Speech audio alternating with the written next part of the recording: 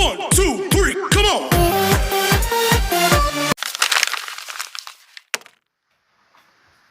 तो कैसे हैं आप लोग?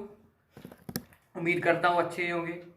तो टॉप लर्निंग चैनल में आप सभी का स्वागत है। तो जैसा कि आपको यहाँ पे लिखा हुआ है ट्रांसफ़र ऑफ हीट दिख रहा होगा।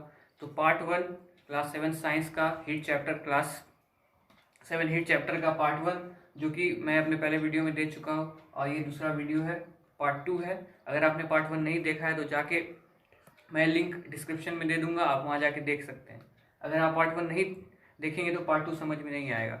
तो पार्ट 2 लोग पढ़ेंगे ट्रांसफ़र ऑफ हीट। तो सबसे पहले जानेंगे ट्रांसफ़र ऑफ हीट का मतलब क्या होता है। तो जैसा कि आपको यहाँ पे दिख रहा होगा क्या लिखा हुआ है, to carry heat from one part of an object to its another part और from one object to another object is called transfer of heat. तो इसका मतलब क्या हुआ कि to carry heat from one part of the object to other part of the object, उसको क्या कहेंगे? Transfer of heat. या किसी ऑब्जेक्ट के एक ऑब्जेक्ट से दूसरे ऑब्जेक्ट में, अनदर ऑब्जेक्ट में अगर हीट ट्रांसफर होता है तो उसको भी क्या बोलेंगे? Heat transfer of heat. तो heat always flows from hotter body to colder body, और heat flows from an object at higher temperature to another at a lower temperature. इसका मतलब क्या हुआ? कोई अगर ऑब्जेक्ट है, अगर वो हायर टेम्परेचर पे है और कोई ऑब्जेक्ट अगर लोअर टेम्परेचर पे है, तो हमेशा हीट फ्लोज कहाँ से होगा? At higher temperature to lower temperature. जैसे कि आपको मैंने पहले अपने वीडियो में बताया कि टेम्परेचर का मतलब होता क्या है। टेम्परेचर का मतलब अगर हमको जानना है, अगर मान लीजिए, अभी मैं फिर से आपको रिकैप करवा देता हूँ कि अगर एक हॉटर बॉडी एक कोल्डर बॉडी है, तो हम बस इतना बता सकते हैं कि ये एक हॉटर बॉडी है और एक कोल्डर बॉडी है। हम ये नहीं बता सकते ये इससे कितना ज़्यादा गर्म है या इससे कितना ज़्यादा ठंडा है। तो उसी चीज़ को हम समझने के लिए हीट पढ़ते हैं। तो हीट का डेफिनेशन क्या बताए थे? It is the degree of hotness and coldness of object. तो अगर हॉटनेस एंड कोल्डनेस का डिग्री हमको पता चल जाएगा तो हम बता सकते हैं कि हीट जो है कहाँ से कहाँ फ्लो होगा। मतलब सिंपल इसका कहने का मतलब हुआ कि अगर हमको पता चल गया कि किस ऑब्जेक्ट का कितना डिग्री सेल्सियस है, तो उससे हमको पता लगाया जा सकता है कि वो ठंडा है या गर्म है। मान लीजिए कि ये ऑब्जेक्ट ए है, ये ऑब्जेक्ट बी है। अगर ये 30 डिग्री सेल्सियस है और ये 50 डिग्री सेल्सियस है, तो आप इस दोनों में सबसे गर्म किसको मानेंगे?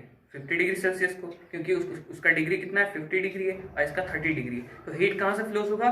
फ्रॉम बी टू ए, मतलब from 50 degree Celsius to 30 degree Celsius.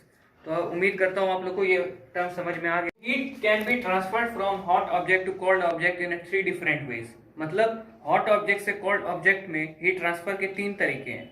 क्या क्या है? बाय कन्वेक्शन, बाय कन्वेक्शन और by radiation. Heat is transferred in a solid. Solid में हीट ट्रांसफर जो है उसका प्रोसेस क्या है, और लिक्विड और गैस में उसका प्रोसेस क्या है। तो हम लोग जैसा यहाँ देखा, यहाँ पे आप लोग देख रहे होंगे, सॉलिड में जो है बाय कंडक्शन होता है।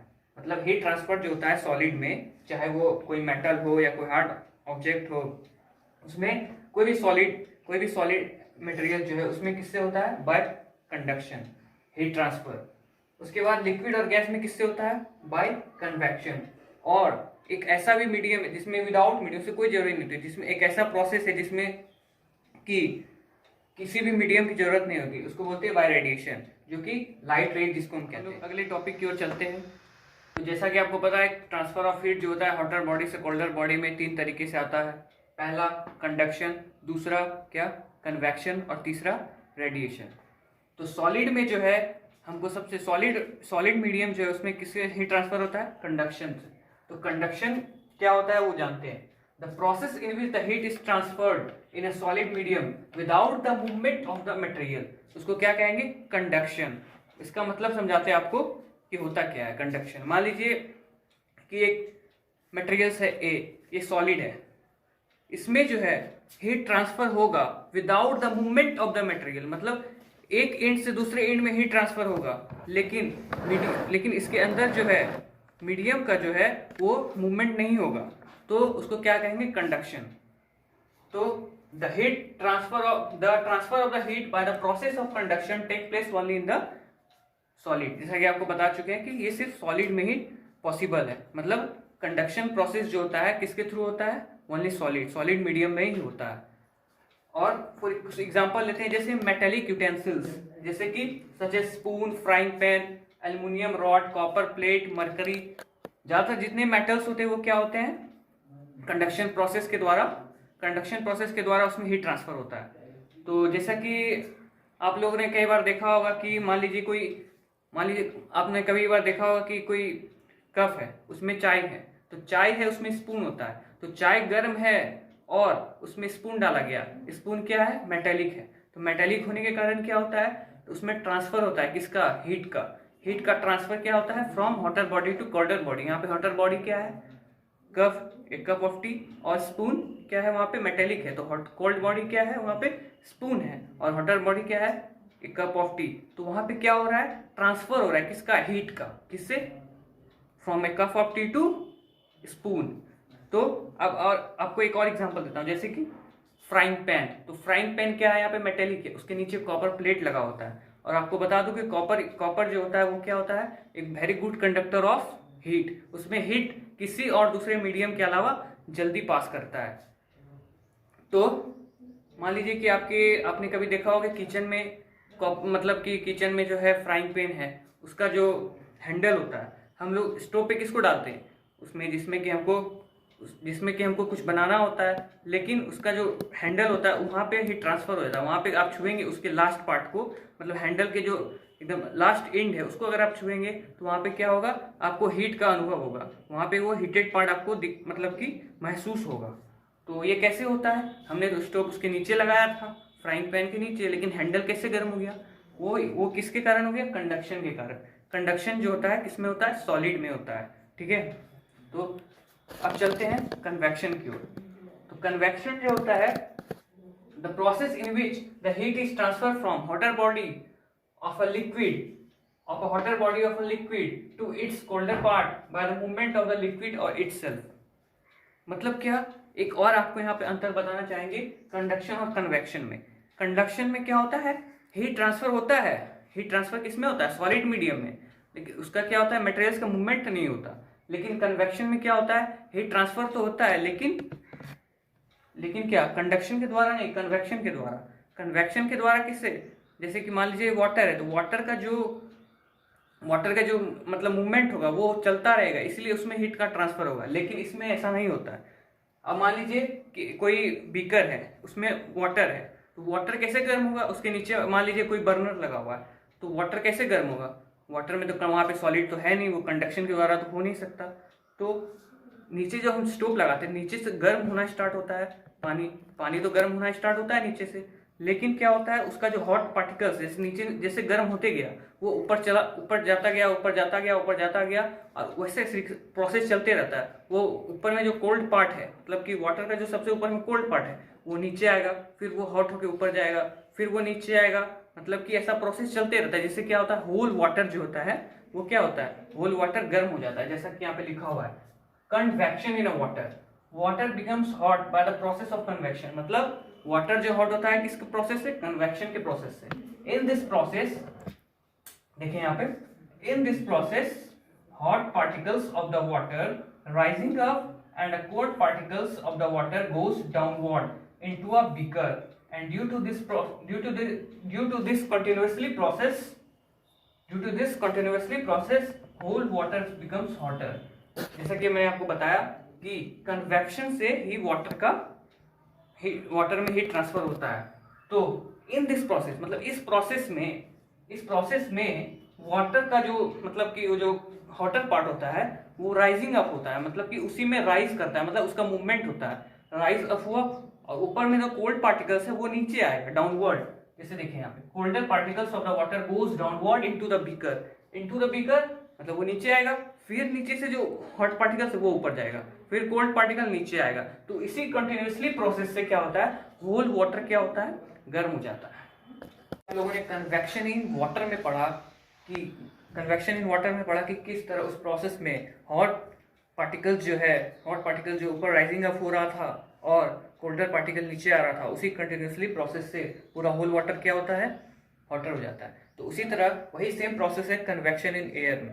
तो कन्वेक्शन इन एयर में क्या लिखा हुआ है, देखिए, जैसे कि आपके यहाँ लिखा हुआ है, in air heat is transferred by the process of convection. मतलब एयर में भी हीट कहाँ से ट्रांसफर होता है, कन्वेक्शन प्रोसेस से। कन्वेक्शन मतलब चाहे मीडियम एयर हो चाहे मीडियम वाटर हो, उसमें हीट कहाँ से ट्रांसफर होगा? कन्वेक्शन में, कन्वेक्शन प्रोसेस के द्वारा। Also in this process, hotter air is rising up and the colder air is moves downward. Due to this continuously process, whole air becomes hotter. इसका मतलब क्या हुआ कि उस प्रोसेस के, मतलब कौन सा प्रोसेस, मतलब कन्वेक्शन इन वाटर, उसी प्रोसेस से रिलेटेड ये प्रोसेस में क्या होता है कि जैसे मान लीजिए कि एक रूम है, जैसे कि यहाँ पे दिख रहा है, एक रूम है जहाँ पे एक हीटर है, हीटर से क्या होता है, जहाँ पे मान लीजिए एक कोने में रखा हुआ है हीटर, एक कोने में रखा हुआ हीटर, इस हीटर से एक कोने में गर्म हवा निकल रही है, लेकिन यहाँ से क्या होता है, हॉट एयर राइज करता है, मतलब कि उसका सरफेस जो है, उससे सरफेस नीचे, मतलब कि नीचे जो है उस सरफेस से हॉट एयर क्या होता है, राइज करता है। उसके बाद धीरे धीरे क्या करता है, कोल्ड एयर क्या होने लगता है, कोल्ड एयर सिंक्स, मतलब डूबने लगता है, कहाँ, नीचे सरफेस की ओर, और फिर वहां से हीटर की ओर, मतलब फिर वही हवा, कोल्ड एयर जो है वो हीटर में जाती है, और वही एयर फिर कहाँ बन जाती है, वही बन के ऊपर जाती है, राइज करती है। तो यही कंटिन्यूअसली प्रोसेस चलता है। कंटिन्यूअसली प्रोसेस के कारण क्या होता है, पूरा होल जो रूम है वो वार्म होता है। तो जैसा कि प्रोसेस कन्वेक्शन इन वाटर में था, वही प्रोसेस कन्वेक्शन इन एयर है, बस इसमें डिफरेंस क्या है कि उसमें वाटर मीडियम था, इसमें मीडियम कौन सा, लैंड ब्रिज के बारे में पढ़ते हैं हम लोग। सी ब्रिज के बारे में देख लिए, लैंड ब्रिज में और सी ब्रिज में डिफरेंसेस क्या है देखते हैं। तो यहाँ पे लैंड ब्रिज में, सी ब्रिज में आपने देखा यहाँ पे डे टाइम था, और यहाँ पे लैंड ब्रिज में मून बना हुआ है, मतलब नाइट टाइम है। और उसमें क्या डिफरेंसेस हैं, यहाँ पे पेड़ का डायरेक्शन देखिए किस तरफ है, टुवर्ड्स द सी, यहाँ पे देखिए टुवर्ड्स द लैंड। तो इसका मतलब क्या हुआ कि यहाँ पे क्या हो रहा था, यहाँ पे क्या हो रहा था, दोनों का लोकेशन एक ही है लेकिन टाइम का फर्क है, ये डे टाइम है, ये नाइट टाइम है। देखिए यहाँ पे क्या हो रहा है, जिससे कि मतलब जितना जल्दी लैंड जो होता है ना वो गर्म होता है डे टाइम में, उतना जल्दी क्या होता है नाइट टाइम में कूल होता है। कूल होने के कारण क्या होता है, कूल होने के कारण कूल एयर जो होता है फ्रॉम द लैंड मूव्स करने लगता है टुवर्ड्स द सी, और यहाँ पे जो होता है हॉटर एयर जो होता है वो टुवर्ड्स द स्काई मूव करने लगता है, राइजिंग अप करने लगता है टुवर्ड्स द स्काई। इसके कारण क्या होता है, इसका डायरेक्शन, पेड़ का डायरेक्शन इधर हो गया। अब यहाँ पर से क्या है, अब यहाँ कोस्टल एरियाज में जो रहने वाले लोग हैं उनको रात में थोड़ी गर्मी का एहसास होगा, उमस का एहसास होगा, ह्यूमिडिटी फील होगा। तो यही है लैंड ब्रिज और सी ब्रिज। तो ये किस पे फिनोमिना पे बेस्ड था, convection in air and convection के बारे में पढ़ेंगे। आप लोग पढ़ चुके हैं कन्वेक्शन, कंडक्शन, और हम लोग रेडिएशन के बारे में अब पढ़ेंगे। तो रेडिएशन जो होता है वो 3 वेज जो है ट्रांसफर ऑफ हीट होने के, उसमें से एक रेडिएशन है। तो रेडिएशन में क्या होता है, नीड्स नो मीडियम, रेडिएशन के द्वारा भी ट्रांसफर होता है, लेकिन यहाँ पे क्या होता है, मीडियम का कोई जरूरत नहीं होता। जैसा कि आप लोग को पता है कि कंडक्शन और कन्वेक्शन में मीडियम की जरूरत होती है। कंडक्शन में किसका मीडियम, कौन सी मीडियम की जरूरत होती है, सॉलिड की, और कन्वेक्शन में air and water. But in radiation there is no needs of medium, यहाँ पे मीडियम की कोई जरूरत नहीं। अब जैसा कि यहाँ पे लिखा हुआ है, आपको बताता हूं मैं। In this process heat is transferred from hotter body to colder body without medium by the help of heat rays. मतलब इस प्रोसेस के अंतर्गत हीट इज ट्रांसफर्ड, मतलब हीट जो होता है ट्रांसफर होता है hotter body to colder body without any medium. और किसके द्वारा से हीट ट्रांसफर होता है, by the help of heat rays, मतलब इसमें मीडियम की कोई जरूरत नहीं होती।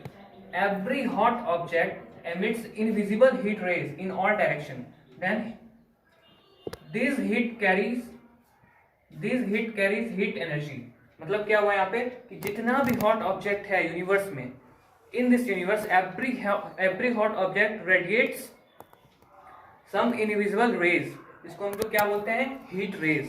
तो क्या हो गया इसका मतलब कि हॉट ऑब्जेक्ट जो है क्या होता है, इनविजिबल हीट रेज को एमिट करता है। Black colour radiates more heat in comparison of other light colours. मतलब देखिए, अब आपको मैं एक और बात बताऊं कि रेडिएशन के यहाँ पे सिर्फ मतलब ये नहीं हुआ कि इसमें क्या होता है, रेडिएशन का मतलब यहाँ पे सिर्फ ये नहीं सिर्फ इसमें हीट ट्रांसफर होता हो, ठीक ना। रेडिएशन का बहुत जगह ऐसा यूज होता है जो कि आप लोग हायर क्लास में पढ़ेंगे, लेकिन यहाँ पे अभी आपको बेसिकली एक मीनिंग और मतलब कि बेसिकली इसी रिलेटेड टर्म्स है। जैसे कि ब्लैक कलर होता है, जो ब्लैक कलर जो होता है किसी और कलर के कंपैरिजन में ज्यादा एनर्जी रेडिएट करता है, मतलब ज्यादा एनर्जी जो है, ज्यादा एनर्जी को एमिट भी करता है, एब्जॉर्ब भी करता है, ठीक है। तो आप एक पॉइंट ये नोट कर लेंगे, ये बहुत इंपॉर्टेंट, मतलब ये बहुत इंपॉर्टेंट टर्म्स है ये वाला, black colours radiates more heat in comparison of other light colour. तो इसी रेडिएशन पे एक फिनोमिनन बेस्ड है जिसको हम लोग पढ़ते हैं आप लोगों को जैसे दिख रहा हो ये सन है, नीचे में अर्थ है, यहाँ से हीट रेज जो पास हो रहा है।